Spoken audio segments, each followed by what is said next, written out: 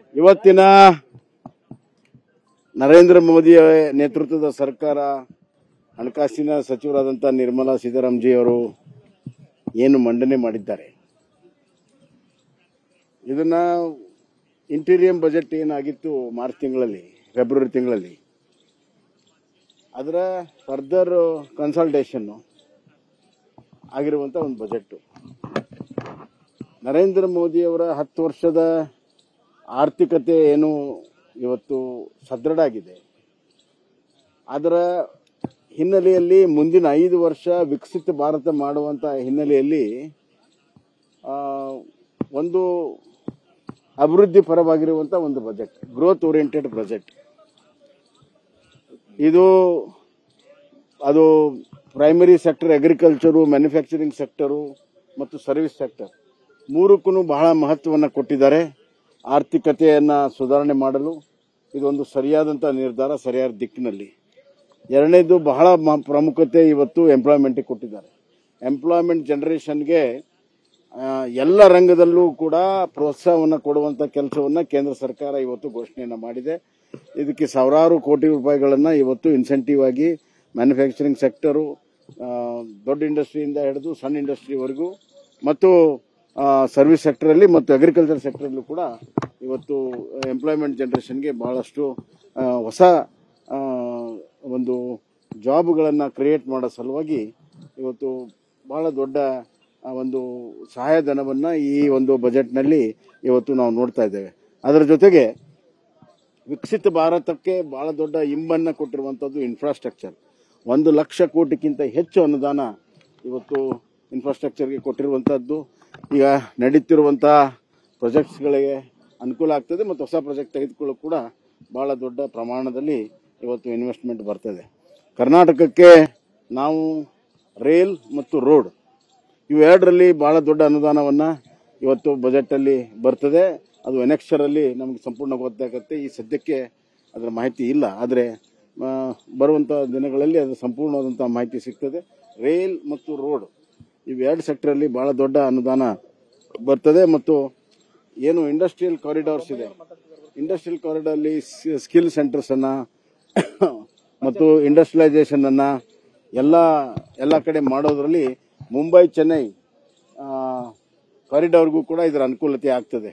ಅದು ಸಂಪೂರ್ಣವಾಗಿ ಕರ್ನಾಟಕ ಬೆಳಗಾಂನಿಂದ ಹಿಡಿದು ಬೆಂಗಳೂರುವರೆಗೂ ಏನು ಕಾರಿಡಾರ್ ಇದೆ ಅದು ಸಂಪೂರ್ಣ ಆರ್ಥಿಕತೆ ಇಂಪ್ರೂವ್ ಮಾಡೋದಕ್ಕೆ ಈ ಬಜೆಟ್ನಲ್ಲಿ ಬಹಳ ದೊಡ್ಡ ಒಂದು ಫೌಂಡೇಶನ್ ಹಾಕುವಂಥ ಕೆಲಸವನ್ನು ಆಗ್ತದೆ ಅನ್ನೋಂಥದ್ದು.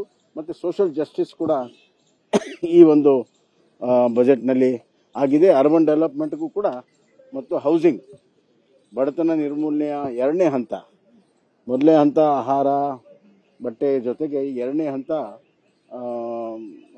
ಮನೆಗಳ ನಿರ್ಮಾಣ ಮತ್ತು ಕೈಗಳಿಗೆ ಕೆಲಸ. ಇದಕ್ಕೆ ಬಡತನ ನಿರ್ಮೂಲನದ 2ನೇ ಹಂತಕ್ಕೆ ಇವತ್ತು ಮಹತ್ವವನ್ನು ದೂರದೃಷ್ಟಿ ಇಟ್ಟುಕೊಂಡು ನರೇಂದ್ರ ಮೋದಿ ಸರ್ಕಾರ ಇವತ್ತು ಕೊಟ್ಟಿದೆ ಅಂತ ಹೇಳ್ತೀವಿ. ಸರ್, ಈಗ ವಿಶೇಷವಾಗಿ ದಕ್ಷಿಣ ಭಾರತದಲ್ಲಿ ಅತಿ ಹೆಚ್ಚು ಬಿಜೆಪಿ ಎಂಪಿಗಳನ್ನ ಕೊಟ್ಟಿರುವಂತದ್ದು ಕರ್ನಾಟಕ.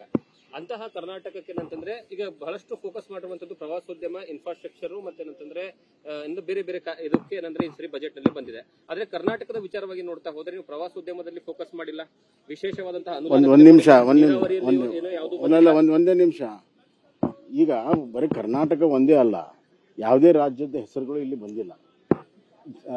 ಬಜೆಟ್ ಸ್ಪೀಚಲ್ಲಿ ಬರಲ್ಲ, ಬಜೆಟ್ ಸ್ಪೀಚಲ್ಲಿ ಯಾವುದೇ ರಾಜ್ಯಕ್ಕೆ ಬರೋದಿಲ್ಲ. ಆದರೆ ಬೇರೆ ಬೇರೆ ಇಲಾಖೆಗಳಿಗೆ, ಬೇರೆ ಬೇರೆ ಸೆಕ್ಟರ್ಗೆ ಏನು ಹಣ ಕೊಟ್ಟಿರ್ತಾರೆ ಅದಕ್ಕೆ ಕರ್ನಾಟಕದ ಪಾಲು ಬರ್ತದೆ.